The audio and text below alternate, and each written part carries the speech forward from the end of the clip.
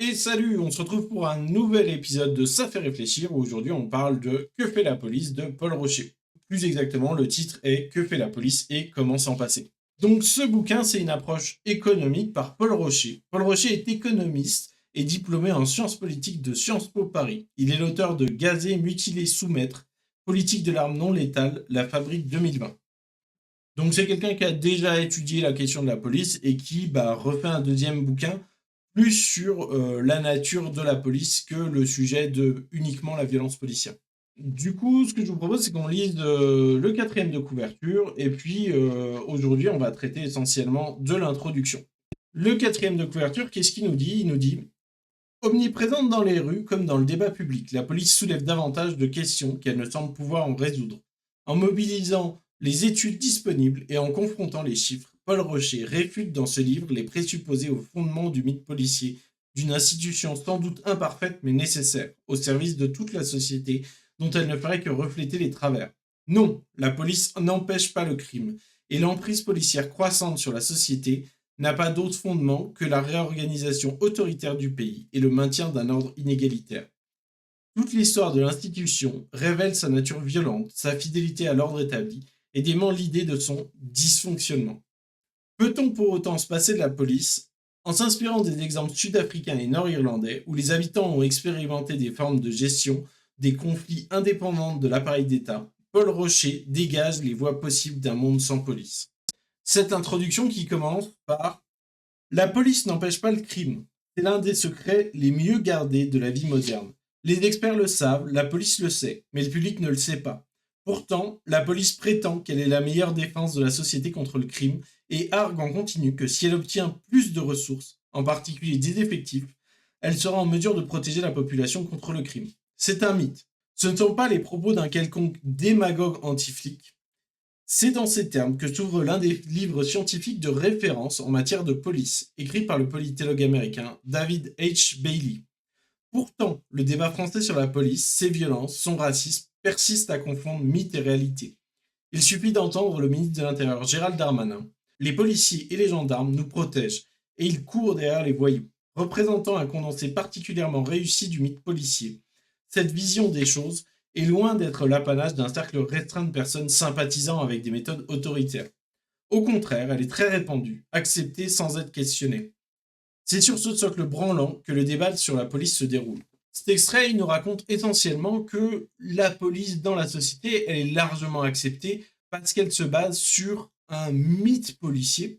Et ce mythe policier, c'est l'idée que la police est là pour protéger la population, mais aussi pour attraper les personnes qui commettent des crimes. Et s'il y a pas mal de critiques sur la police qui émanent régulièrement dans le débat public, ça n'empêche que beaucoup de gens estiment qu'en réalité, la police n'a pas les conditions réunies pour que son travail puisse être mené à bien. Et donc, qu'il faudrait réformer d'une part la police pour lui donner plus de moyens, plus de ressources, etc. Et tout ça fonctionnerait de mieux. Pour y remédier, toute une panoplie de réformes est agitée. Une meilleure formation, davantage de moyens, plus de diversité, plus de proximité avec les populations, des armes non létales, moins vulnérantes, l'abandon de la fameuse politique du chiffre, des caméras piétons, une instance indépendante contrôlant la police. La promesse sous-jacente à toutes ces mesures est que si elles étaient appliquées, le socle serait redressé par l'édifice. Donc le socle, c'est la métaphore qu'il utilisait pour dire le socle du débat policier qui est branlant dans l'extrait précédent. Le débat sur les discriminations policières, verbales ou physiques, serait résolu et la police pourrait renouer avec sa mission de protéger la population en courant derrière les voyous. La question qui pose, c'est de dire, est-ce que on pourrait pas simplement réformer la police et ça irait tout simplement mieux parce que on lui donnerait plus de moyens, plus de formation, plus de ci, plus de ça pour qu'elle mène à bien ses missions.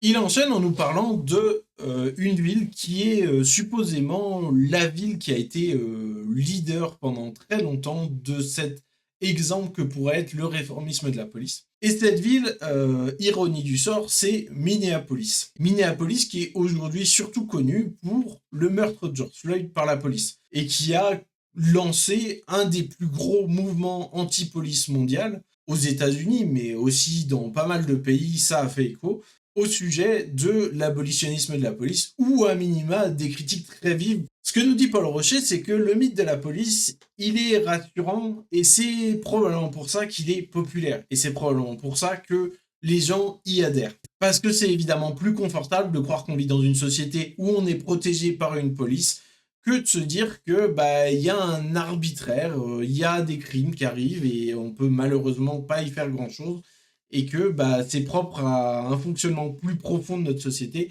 et qu'il faudrait changer littéralement toute notre société pour changer ça. Une deuxième raison pour laquelle il dit que la police, c'est intéressant pour la population, ce qu'il dit, c'est que la police rassure sans assurer. Et qu'il compare ça à un effet placebo. Parce que la police, ça offre la possibilité de faire quelque chose, de demander quelque chose ou d'obtenir quelque chose. Notamment, on pense aux assurances, à porter plainte, etc. Qui, pour la majorité du temps, n'amènent à strictement rien. Mais ça donne le sentiment de reprendre le contrôle sur la situation, puisque on est dans une action initiée par la personne qui a subi un préjudice. Et puis, pour revenir sur le sujet des violences policières, parce que c'est un peu ce qu'on a esquissé en parlant de Minneapolis et de George Floyd, il nous dit qu'il y a une étude américaine qui montre que les mobilisations massives et régulières contre le racisme et les violences de la police ont fait baisser de 15 à 20% les violences de cette police. Alors pourquoi ? Eh bien, la réponse à ça, elle est de dire que ça crée une conscience dans la population que la police est dangereuse. Ça crée une méfiance de la population vis-à-vis de la police qui prend des mesures pour s'assurer de sa propre sécurité, indépendamment de la police, et aussi vis-à-vis de la police. Et lui, ce qu'il nous propose, c'est de dire que son livre, il va offrir une démarche économique et politique qui va se baser sur des chiffres et sur des études pour montrer qu'est-ce que c'est la police et qu'est-ce que ça fait et à quoi ça sert. La question n'est pas seulement comment la police se comporte, c'est aussi et surtout celle de sa nature. Car c'est la nature de l'institution policière elle-même, bâtie sur une économie politique particulière, qui détermine le comportement des policiers. Ce livre n'est donc pas simplement un livre sur ce que fait la police, il vise à rendre compte de ce que la police est. Cette introduction, elle ouvre sur une deuxième sous-partie qui s'appelle « Au-delà du manque de moyens, l'inédite emprise policière ». Ce qui est dit dans cette intro, c'est que d'une part, les violences policières sont en augmentation, mais d'autre part, ce manque de moyens qui se justifiait par un manque de matériel ou de formation, eh bien en réalité, il est plutôt faux. Et ça soulève pas mal de questions. Notamment parce que cette emprise de la police, elle interroge puisque sur les 30 dernières années, les actes considérés déviants stagnent, voire déclinent. Autrement dit, la police est de plus en plus partout, de plus en plus omniprésente, et pourtant, la criminalité, elle change pas tant que ça a priori. Il dit que d'ailleurs dans son livre, lui il va citer des études qui montrent l'absence de lien entre la police et l'évolution des actes considérés comme délinquants. Et ça pose une question parce que quand on regarde les statistiques, en France, les moyens de la police sont en augmentation constante. Mais en parallèle, les actes jugés délinquants sont en décroissance. Donc quelque part, on a une police de plus en plus violente, de plus en plus financée, des études qui montrent qu'il n'y a pas de lien entre la police, sa présence, et les variations et l'évolution d'actes considérés délinquants. Et en parallèle, ces actes jugés délinquants, ils sont en décroissance. Donc en réalité, ce qu'il dit en filigrane, c'est que on a de plus en plus de policiers, ils sont de plus en plus violents. C'est pas eux qui font réduire la criminalité réduit de toute façon. En même temps, ce livre convoque des études démontrant que les actes discriminants perpétrés par des dépositaires de l'autorité publique ne sont pas le fait de brebis galeuses, mais révèlent bel et bien d'une véritable institutionnalisation. Il en résulte le constat d'une police tout simplement surdimensionnée. Édifiant en soi, ce constat soulève en même temps une question autrement plus importante. Que fait la police si elle ne court pas derrière les voyous ?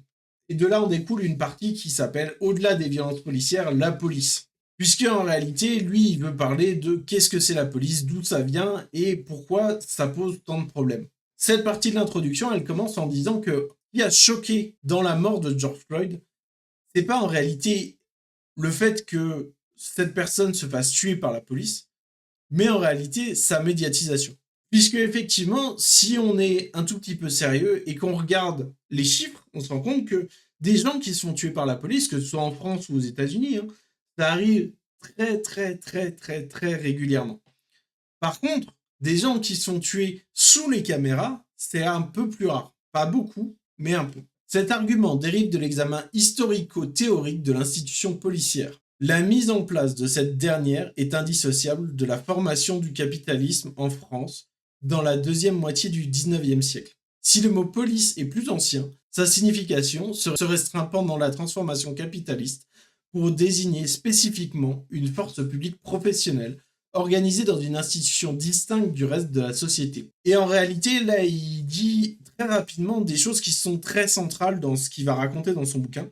C'est qu'il y a plusieurs choses. D'une part, la police, elle est à l'écart du reste de la population. D'autre part, elle est très imperméable aux idées qui circulent dans la population. En troisième lieu, sa formation concomitante avec le capitalisme n'est pas du tout anodine, comme on va le dire un peu plus tard. Et en quatrième lieu, ce qui est déterminant aussi dans le cadre de qu'est-ce que c'est la police et pourquoi c'est un problème, c'est sa formation en un corps de métier, et de métier réellement. Puisqu'en réalité, la police, pendant très longtemps, ça a été non pas un métier, mais une fonction. Et notamment, on disait que c'est important, cette concomitance de la naissance de la police, telle qu'elle est aujourd'hui avec le capitalisme, c'est parce qu'en réalité, si elle naît avec le capitalisme, c'est parce que son rôle, c'est pas d'assurer la sûreté de la population, mais de maintenir l'ordre. Et pas n'importe quel ordre, l'ordre capitaliste, l'ordre bourgeois.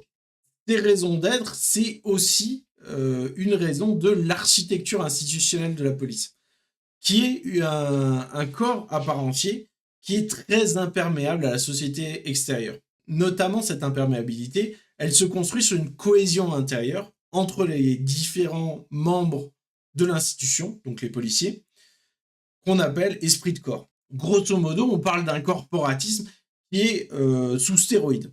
Et puis, pour finir de balayer un peu les différents thèmes qui sont abordés dans ce bouquin, il termine l'introduction en parlant de, au-delà de la critique de la normalité policière, une défense de l'ordre populaire. L'idée est de dire qu'une fois qu'on a critiqué en long, en large et en travers la police, l'idée c'est de trouver une alternative, puisque si la police ne nous sert pas vraiment à grand-chose, ils sont là très bien, mais il n'empêche que la police a tout de même des fonctions qui méritent d'être interrogées. Ces fonctions de sûreté de la population, est-ce qu'on peut les assurer ? Enfin, est-ce qu'on peut les assurer autrement ou est-ce qu'on peut les assurer tout court, puisqu'en réalité, c'est pas vraiment le rôle de la police. La fonction de dire qu'on va trouver un moyen de prendre soin plus ou moins les victimes d'actes criminels, encore une fois, quelque chose que la police ne fait pas réellement, mais qu'on pourrait mettre en place par quelque chose qui serait similaire. Et puis, au final, la question, elle est aussi de avoir une institution, ou pas d'institution, justement, mais une manière de faire respecter un ordre moral d'une certaine manière, respecter un certain ensemble de lois. Est-ce que ça, ce serait possible autrement que par la police? Et pour ça, lui, il s'intéresse à 2 cas qui ont eu lieu où des gens ont mis en place des systèmes pour remplacer la police. Et ces systèmes ont été mis en place notamment en Afrique du Sud et en Irlande du Nord. Notamment, on notera que ces 2 endroits, c'est des endroits qui étaient colonisés. Et ça va être relativement déterminant dans la raison pour laquelle ça s'est mis en place. Puisqu'en fait, vu que ce sont des zones colonisées, il devient difficile pour les populations de faire appel à la police. Parce que la police est une violence pour leur communauté. Donc, la communauté s'auto-organise pour trouver une autre manière de se protéger des crimes, de résoudre des ambitions de justice ou d'injustice, etc. Mais lui, ce qu'il va questionner notamment, c'est de dire que, d'accord, nous, on se dit que concrètement, après tout ce qu'on va voir sur le sujet de la police, on aura peut-être envie de l'abolir. Mais ça n'empêche que créer un ordre populaire qui est en charge de la sûreté sans la police, c'est possible. Mais ça n'exclut pas mécaniquement la reproduction d'une institution discriminante. Donc il faut bien faire attention à se dire qu'il ne suffit pas de remplacer la police par autre chose pour que cette autre chose soit moins injuste et moins discriminant. C'est là-dessus qu'on termine cette introduction, et puis, on se retrouve la prochaine fois pour parler de la première partie qui parle de l'emprise policière. Si cette vidéo vous a plu, n'hésitez pas à la partager, liker, etc. Envoyez-la à tous les policiers que vous connaissez, ça va être super.